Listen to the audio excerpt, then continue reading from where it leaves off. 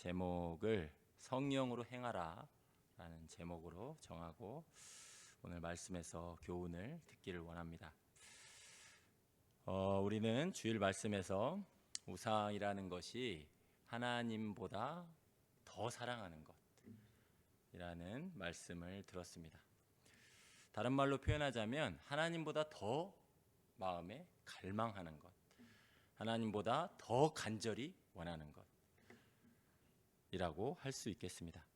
칼빈은 우리 마음이 우상 공장이다 이렇게 말합니다. 그 말은 우리의 마음은 끊임없이 무언가를 갈망하고 끊임없이 우상을 만들어낸다는 거죠. 끊임없이 우리가 갈망하는 게 있잖아요. 지금도 바라는 게 있잖아요. 이거는 꼭 좀 돼야 돼, 이거 꼭 좀 이루어져야 돼 하는 것들이 있잖아요. 근데 우리의 마음이 우상 공장이라고 말하고 있습니다. 혹시 여러분 마음에 그러한 갈망이 여러분도 날마다 그런 갈망 가운데 고민하고 있지는 않으십니까?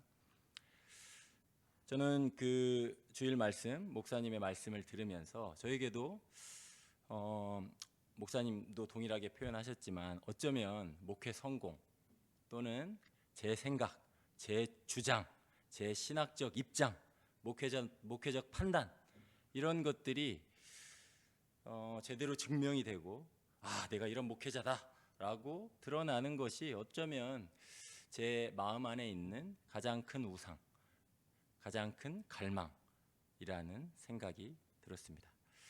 그런데 감사하게도 이러한 욕망을 어떻게 해결할 것인가 라는 내용이 오늘 본문에 우리에게 주어져 있습니다.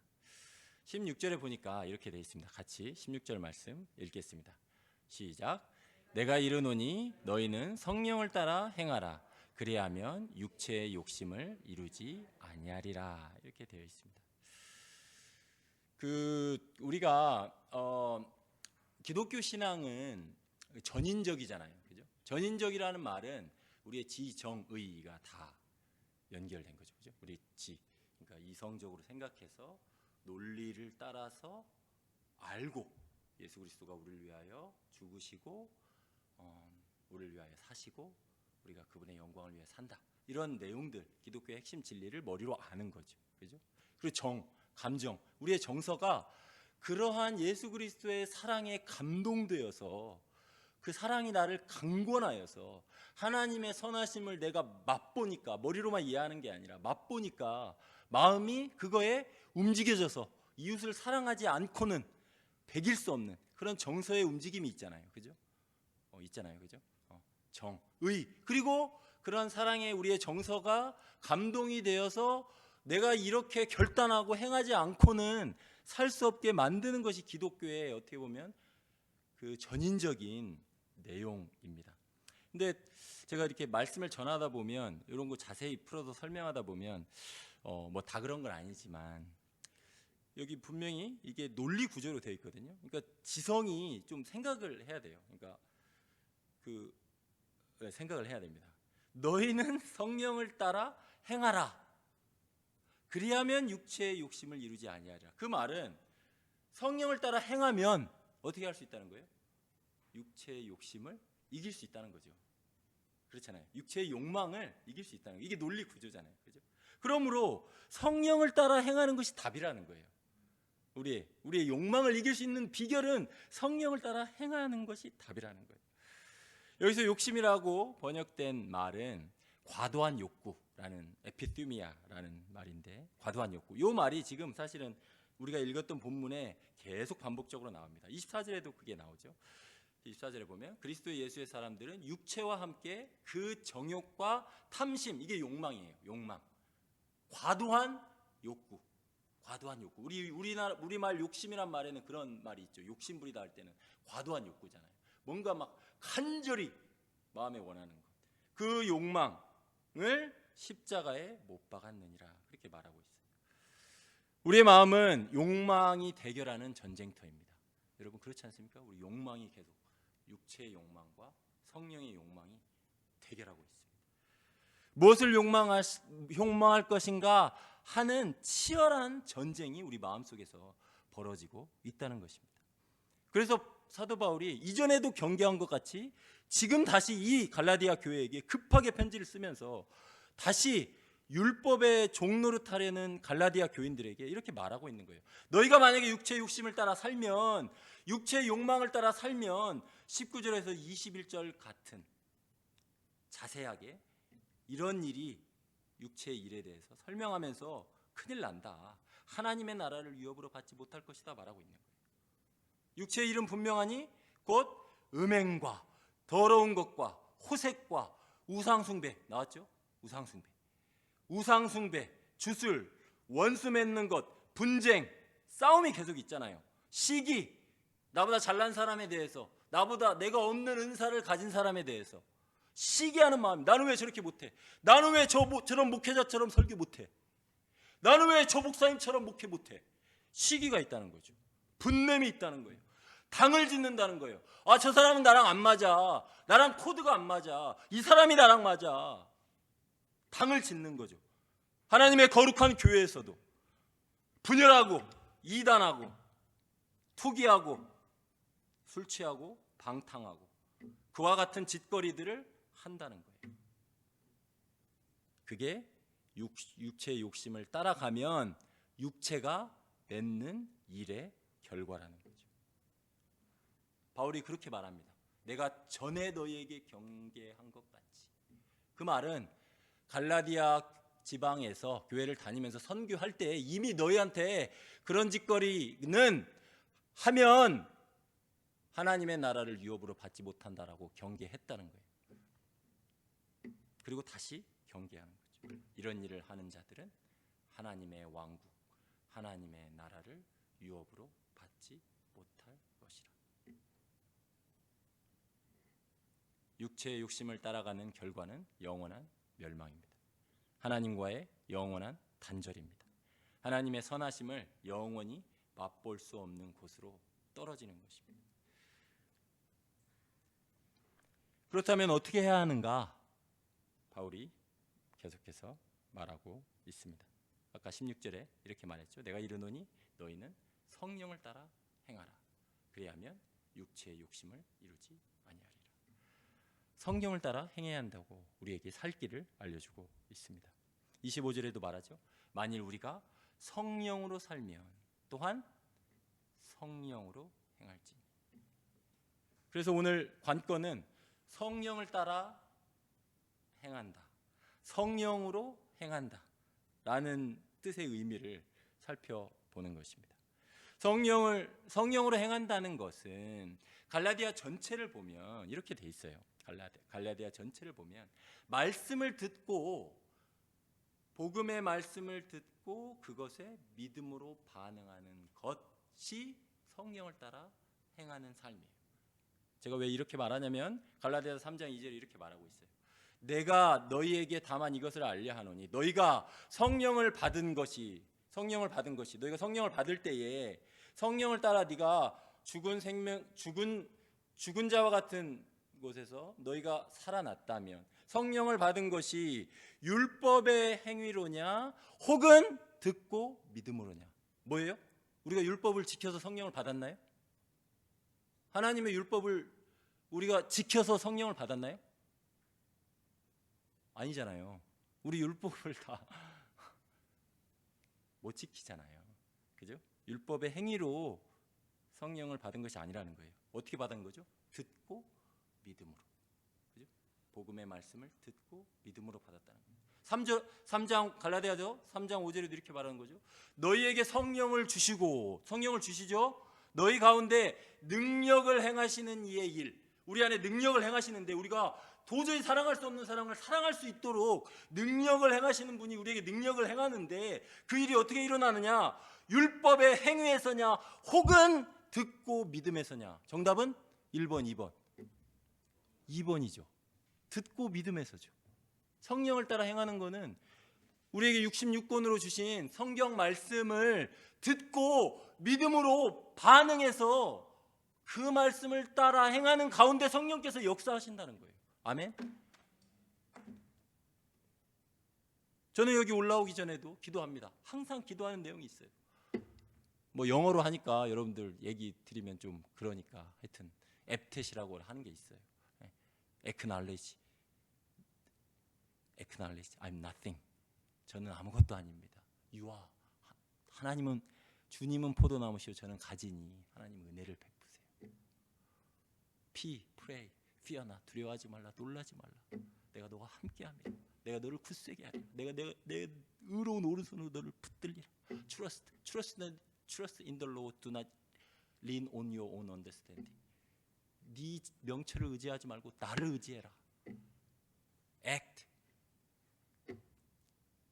뭐 이렇게 있습니다. 하여튼 이렇게 하는데 왜 그거 하죠? 그거 하나님 말씀이잖아요. 그렇잖아요. 성령께서 역사해 주십시오. 제가 이 말씀을 붙듭니다. 성령께서 역사해 주십시오. 그렇게 하는 거죠. 우리가 그런 상황을 만날 때마다 성령의 인도하심을 받는 거죠. 성령을 인도하심을 받는다는 건 타는 게 아니에요. 말씀을 주님 생각나게 해주시고 그 말씀의 의미를 제가 제 지성으로 제대로 이해하게 하시고 제 감정이 그 의미에 맞는 거룩한 정서로 변화되게 하시고 그 정서에 합당하게 제 의지를 발동해서 행하게 해주십시오 라고 기도하는 거죠. 그게 성령을 따라 행하는 거죠. 성령께서 하시는 일은 요한복음 16장 14절에 보면 이렇게 말합니다. 그가 내 영광을 나타내니, 그는 성령입니다. 보혜사 성령. 그가 내 영광을 나타내니 내 것을 가지고 너희에게 알리시겠습니다. 성령께서 하시는 일은 그리스도의 영광을 나타내시는 일을 하신다는 거예요. 다른 말 하시다. 내 것으로 너희에게 알리노니, 예수 그리스도의 것으로 너희에게 알리노니 내 영광을 나타내리라. 성령이 하신 일이 그거예요. 성령은 계속해서 예수 그리스도의 영광을 비추는 일이에요. 말씀이 육신이 되어 우리 가운데 거하심에 말씀으로 오신 예수 그리스도의 영광을 말씀 가운데 비추는 일을 하시는 거예요. 성령이 그 일을 하시는 거예요. 성령께서 그리스도의 영광, 십자가의 영광을 우리에게 계속해서 비추시는 거예요. 우리가 예수님을 믿을 때, 영접할 때 그와 함께 십자가에 죽었다는 사실을 우리가 영적으로 보게 하시는 거예요. 그래서 성령의 열매 이후에 24절에 지금 이렇게 말하는 거죠. 그리스도의 예수의 사람들은 육체와 함께 그 정욕과 탐심을 어떻게 했다? 십자가에 못 박았느니라. 이미 십자가에, 예수님 믿을 때 십자가에 못 박아, 예수님과 함께 죽었다는 거예요. 우리가 십자가에 못 박혀 죽었다는 거예요. 그 사실을 성령님께서 다시금 깨닫게 하시는 거죠. 네가 지금 마음에 올라오는 과도한 욕망이 있느냐? 사업적 성공, 어떤 내 계획의 성취, 하나님보다 더 갈망하는 그 무엇이 있느냐? 십자가에서 그것을 다시 한번 바라봐라.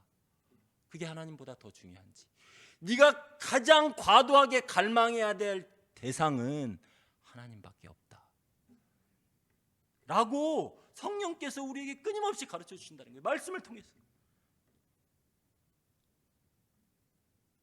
더 이상 육체의 욕망이 우리를 지배할 수 없도록 예수 그리스도의 십자가에서 다시 한번 우리의 욕망을, 과도한 욕망을 다시 한번 십자가의 눈으로 바라보게 한다는 거죠.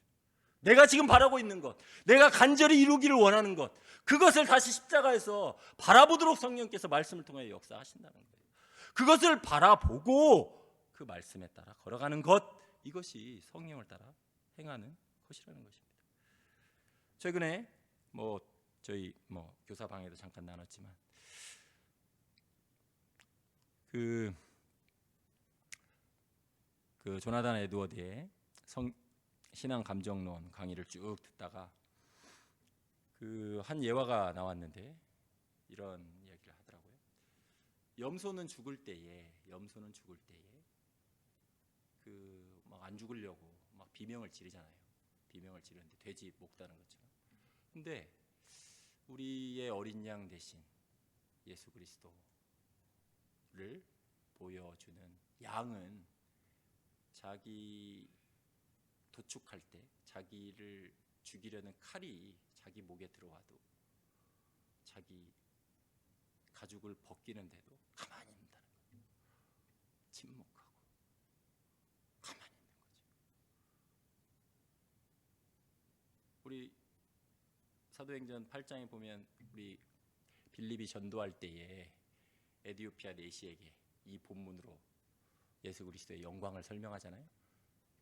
자기 하늘 보자, 예, 하늘 영광 버리고 영광을 버리고 이 땅에 오셔서 자기를 비우시고 우리와 같은 모습으로 오신 예수 그리스도의 영광은 자기를 미워하고 자기를 저주하고 자기를 십자가에 못 박고 죽여라 죽여라 하는 모든 대적들 앞에서 예수 그리스도는 입을 다무신 거죠. 도살자에게 끌려가는 양처럼 입을 다무셨다는 거예요.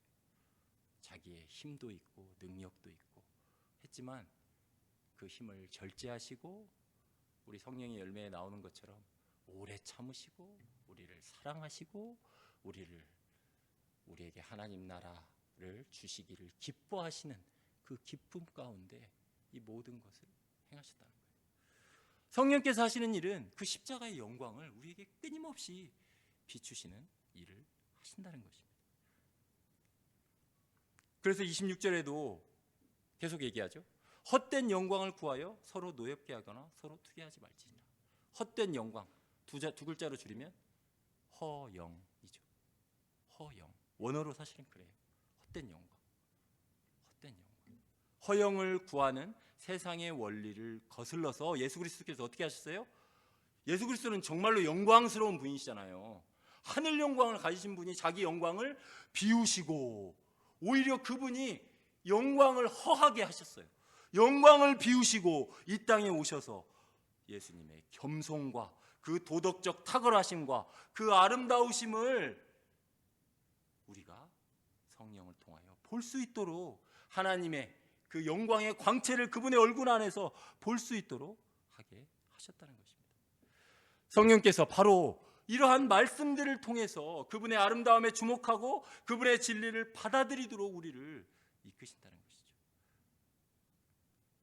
그러므로 성령을 따라 행하는 삶은 그러한 예수 그리스도에 주목하고 그러한 예수 그리스도의 말씀을 깊이 생각하고 그러한 말씀 가운데 우리가 믿음으로 반응하여 그러한 말씀을 붙들고 살아가는 삶, 그것이 바로 성령을 따라 행하는 삶이라 말할 수 있을 것입니다.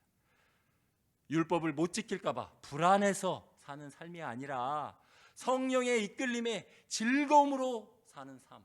내가 생각하는 것이 전부가 아니니까, 내가 갈망하는 것이 꼭 옳지 않을 수 있으니까, 내 갈망의 대상이 내가 지금 이루고자 하는 것이 내 안의 욕구가 꼭 옳지 않을 수 있으니까 다시금 십자가에서 내 과도한 욕망을 다시 한번 바라보고 성령의 인도하심을 따라 그렇게 그분의 이끄심을 따라 그분의 인도하심에 즐거움으로 참여하는 삶, 그것이 성령을 따라 사는 삶이라는 것입니다. 말씀을 정리하겠습니다. 육체의 욕심을 이기는 삶은 육체의 욕심을 이루지 않게 하는 유일한 비결은 성령을 따라 사는 삶입니다. 그 삶은 우리가 율법의 행위로가 아니라 듣고 믿음에서 난다라고 바울은 갈라디아서에서 반복해서 말하고 있습니다. 그러므로 오늘도 말씀을 통하여 예수 그리스도의 그 영광을 보고 예수 그리스도의 그 아름다우심을 보고 예수 그리스도의 그 복음적 겸손함을 보고 우리도 그 가운데 마음이 감동되어서 기꺼이 그 말씀 가운데 순종하며 우리 자신을 내어드리며 성령을 따라 행하는 복된 삶을 누리시기를 주님의 이름으로 축원합니다. 기도하겠습니다.